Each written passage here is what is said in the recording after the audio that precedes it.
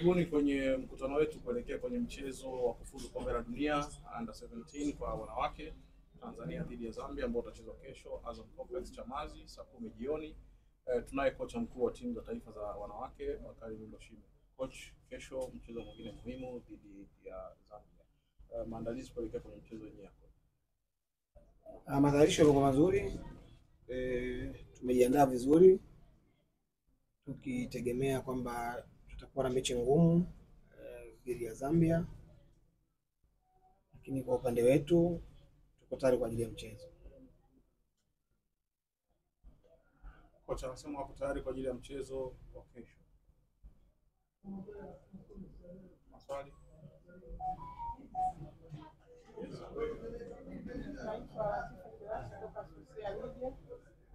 Coach, wachezaji wa timu ya Zambia wamebadilika wachezaji wachezaji 14. Inaleta kiasi gani kwa upande wako kuna mabadiliko ya wale ambao tunao? Kwa kawaida kategoria ya under 17 ni vigumu sana wachezaji kuishi kwa muda mrefu.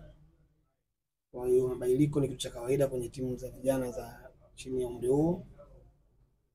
Lakini kubwa sisi tunaamini kwamba wao wana timu nzuri. Timu yao imeshiriki World Cup iliyopita. Kwa tunaamini wamejiandaa vizuri. Na sisi tunajua kwamba tulishiriki World Cup ya nyuma yake. Tunatamani kurudi tena pale. Kwa haiwezi kuwa rahisi. Tumejiandaa kulingana na huo ugumu ambao tumeuona, ubora mpinzani wetu. Na naamini kabisa kwamba tuko tayari kwa ajili ya kukabiliana nao.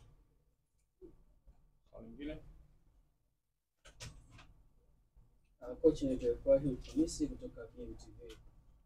Zambia si mara ya kwanza ambao naenda kukutana napo, licha kuwa kuna wachezaji zaidi ya 10 ambao ni wageni.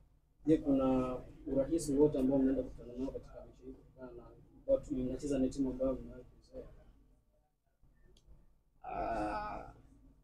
Kwa bahati nzuri tumezoea Zambia, lakini kwa zoea kwetu ni kwamba hatujawahi kupata mechi nyepesi kutoka kwao. Hata mara moja. Mara kadhaa tumeweza kuwafunga, lakini hazikuwa mechi nyepesi. Na mara ya mwisho mwaka jana mechi 2 walishinda nyumbani kwao mechi moja, na sisi tukashinda nyumbani kwetu. Kwa hiyo wakatuondoa kwa idadi kubwa magoli. Kwa hiyo mechi ambayo kwanza tunafahamiana, lakini pia mara zote mechi zetu wazi nyepesi.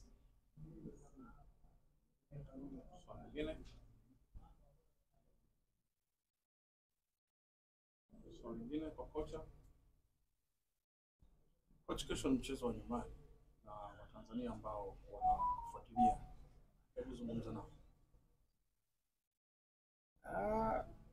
Cha kwanza tunategemea kupata advantage nyumbani kwetu, na moja kati ya advantage ni kupata mashabiki wengi kiwanjani ambao watakuja kuisukuma timu yetu iweze kufanya vizuri. Kwa cha kwanza, cha pili, matarajio yangu kwamba Watanzania wengi na wenyewe pia wanafahamu kwamba wao wana nafasi kubwa katika huo mchezo. Kwa kikubwa kwao ni kuhakikisha kama wajitokeza kuja kutusupport tufanye vizuri. Asante coach.